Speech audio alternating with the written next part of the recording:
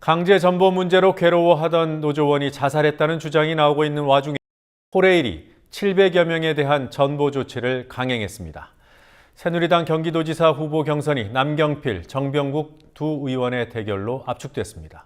오늘 있었던 주요 뉴스들 황준호 뉴스 취재팀장과 함께 살펴보겠습니다. 어서 오십시오. 예. 자, 뉴스룸 리포트에서 기초공천 문제 살펴봤습니다만 한 가지가 빠졌다고 하는 문제죠. 조선일보가 오늘 사설에서 이번에는 기초공천으로 지방선거를 치르고 4년 뒤에 무공천 선거를 치르자라는 일종의 절충안을 내놨습니다. 새정치민주연합 수뇌부의 무공천 철회를 사실상 주문한 얘기였습니다. 조선일보는 이제는 많은 유권자들도 야당이 공약을 지키기 위해서 노력했지만 불가피하게 이행 시기를 늦출 수밖에 없다는 것을 잘 이해할 거다라면서 새정치민주연합에 대해서 설득적으로 얘기를 했습니다. 네, 얼핏 보기에는 야당을 설득하는 듯 보이지만 박근혜 대통령의 약속 파기를 두둔하는 이런 느낌도 지울 수가 없습니다. 예. 지난 금요일에 새누리당에서 한 얘기와도 같은 주장이고요. 예, 금요일에는 새누리당 대변인이 야당도 기초선거 공천을 해서 당당하게 선거를 치르자 이런 얘기를 했었습니다. 야당이 기초 무공천 공약을 번복할 수도 없고 또 무공천을 하자니 선거가 어려워지는 그런 진퇴양난의 상황을 빠진 것을 새누리당이 잘 알고 계산기를 두드려보고 했던 말로 풀이됐었습니다. 오늘 조선일보까지 이런 얘기를 하는 걸 보니까 보수 진영이 그쪽으로 방향을 맞춘 것 같습니다. 그렇지만 이런 말을 듣고 공천을 철회한다거나 하면 곧바로 말바꾸기다 이런 공격을 할 거라는 예상을 해볼 수 있을 것 같습니다. 네. 자, 새누리당 경기지사 후보 새누리당 내부의 대진은 확정이 됐군요. 예, 남경필 의원하고 정병국 의원이 양자 대결을 펼치게 됐습니다.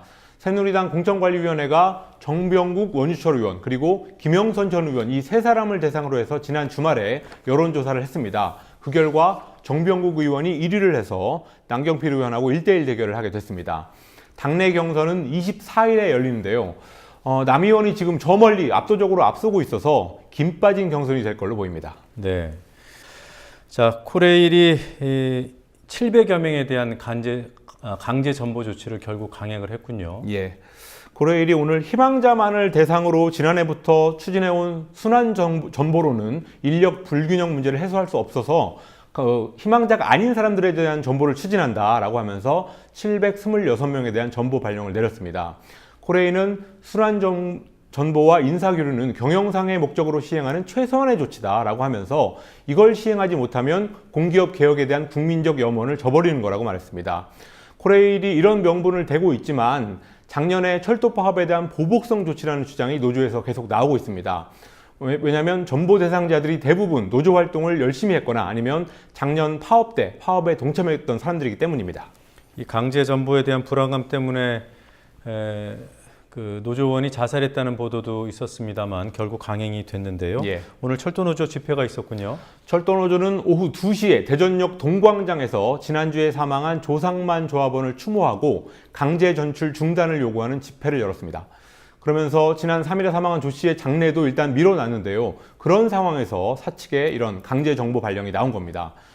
작년 철도파업 때 새누리당의 김무성 의원 그리고 당시 민주당의 박기춘 의원 이 두 사람이 중재에 나서면서 국회에다가 철도 소위 이런 걸 만들었었습니다. 그렇지만 그동안 이 철도 소위가 양당의 입장 차만을 확인했고 또 소위 소속의 의원들이 해외 출장만 다녀왔다는 그런 비판이 나왔는데요.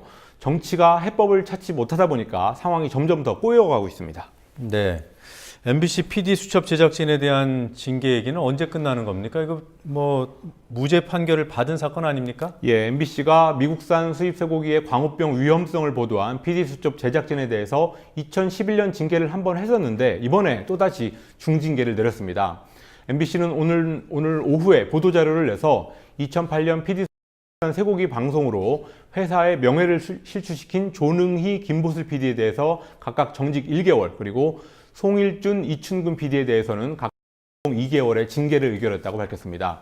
이 과정에서 징계 당사자들한테는 결과를 알리지도 않고 보도자료부터 먼저 내서 당사자들은 보여주기식 징계라고 반발하고 있습니다. 네. 뭐 절차도 절차지만 법원 판결을 무시한 거 아닙니까? 예, PD수첩 제작진은 명예훼손 혐의로 기소가 됐다가 2011년에 대법원으로부터 무죄 확정 판결을 받았었습니다. 그럼에도 불구하고 MBC는 당시 중징계를 내렸고요. 거기에 맞서서 제작진들이 징계 무효 확인 소송이라는 걸 냈는데 1심에서는 징계 무효 판결이 나왔고 또 2심에서는 징계가 과도하다는 판결이 나왔었습니다. 그럼에도 불구하고 MBC는 그 징계가 과도하다는 판결에 대한 상소는 포기하면서도 다시 한번 제작진들을 이번에 인사위에 회부했습니다. 당사자들은 MBC가 사법부마저 능멸하고 있다고 말하고 있습니다. 네. 자, 그 밖에 어떤 뉴스들이 있는지 정리해 볼까요? 8월 방한하는 교환 프랑치스코가 주재하는 순교자 시복식이 광화문에서 열릴 것으로 알려지면서 경호에 비상이 걸렸습니다. 군중도 많이 모일 거고 또 빌딩 숲이라서 경호 조건이 최악이기 때문입니다.